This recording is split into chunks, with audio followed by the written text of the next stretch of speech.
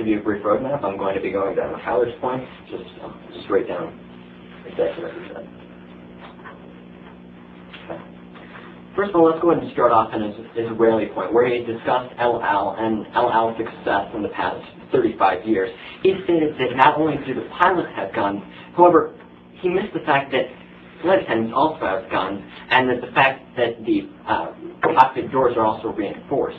Now, those facts that he forgot and left out and did not tell you are key facts in El Al's success, and the fact that El Al has not had any hijackings. Now, Israelis have a much more different, I guess, outlook on how they face terrorism and deal with terrorism than Americans do. You see, if two Israeli pilots were sitting in the cockpit and a terrorist was knocking at the door or shooting down passengers within the cabin, two Israeli pilots would not open that door and try to save the passengers, whereas American pilots would open that door and would try to shoot down the terrorists to save the passengers.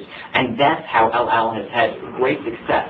Additionally, those flight attendants, as well as air marshals who are on El Al's flights, have posed a tremendous deterrent to stop any terrorists from getting out and having attacks on El Al's flight. Therefore, that's why El Al has had success. Also, he stated that they've had this great success for the past 35 years. However, you must look at the statistics. El Al has as many flights in 1 year as United Airlines alone has as many flights in 1 week. And because of that, El Al has had tremendous success by screening their passengers and looking into their histories and making sure that terrorists do not join and board their flights. Therefore, they've had tremendous success rates. Let's go ahead and move on to his second point, where he said, we must not repeat history, and we must not have another September 11th, and we must not succumb to the terrorism that is going on in Israel right now. However, I have two responses. First, go ahead and look to the analysis that Paul gave you in his speech when it said you cannot solve September 11th, and there's absolutely no way to solve a September 11th situation because it's mere numbers. You can see that 9 terrorists could no way be defeated by 2 pilots that have guns in a cramped area. It's simple physics. Someone sitting in a room cramped in there with a gun could not shoot someone who's in open area back in the cabin numerous feet away. Also, Israel has less flights, as I said before, and because of that, they have tremendous success rates. Let's go ahead and take a look at this third point, which said marshals are pointless and there's no way that we would ever have enough air marshals to fit on every flight. They're not pointless. The fact is that air marshals are highly trained individuals, whereas pilots are highly trained to fly planes. What the affirmative team is trying to do is stretch out American resources too thinly over a wide area. We're trying to stretch those out and cram things in, such as giving pilots stretch them out and have them not only do flight training, but also do combat training and be able to shoot down passengers who are posing potential threats to other passengers, where that is just wrong, and you're not going to be able to do that and put these pilots under that much stress, so therefore it's not pointless, and marshals would be much better because they're highly trained and highly effective, and they're there to stop terrorism, whereas pilots are there to fly, and they cannot do both jobs at once.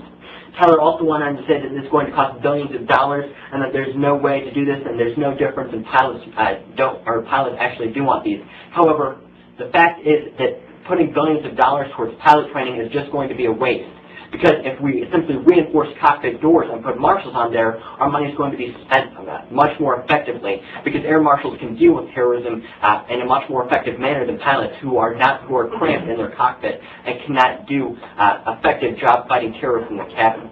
Therefore, the only way to do this is to reject the resolution, because money will not be wasted upon air marshals where it would be upon additional training and forcing it and putting additional stress upon the pilots of America's commercial flights. Thank you.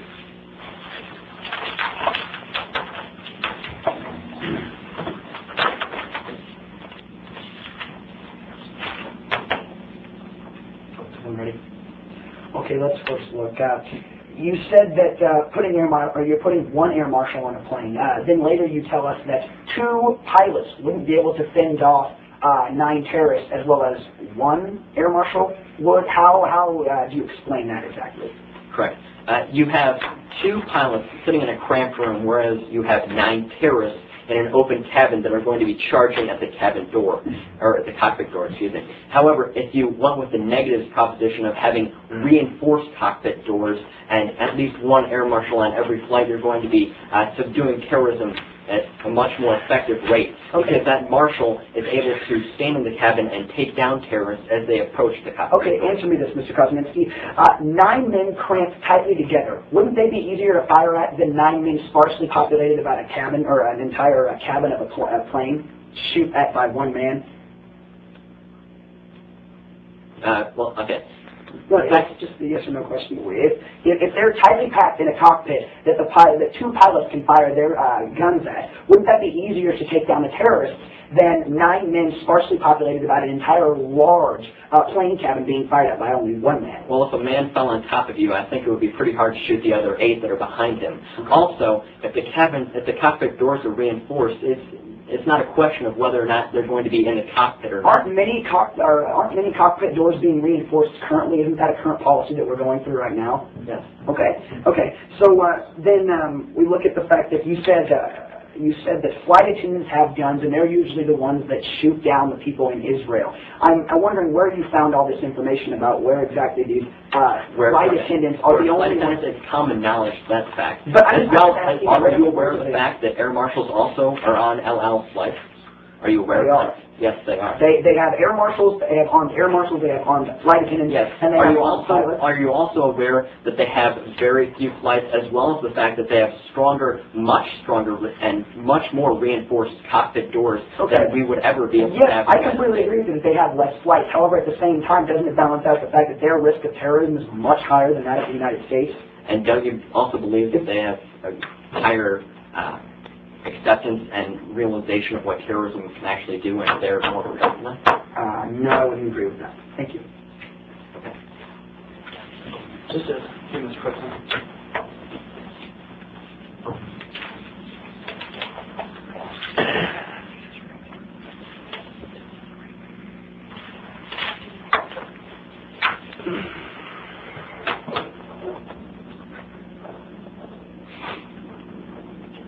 Am I ready? Okay. The negative team today brings a lot of hypothetical situations or what-if scenarios. Yet we have a burden to ensure that terrorism is stopped. The first step in this long process was reinforcing our cockpit doors. We've already done that. The second step in this long process is arming our commercial pilots.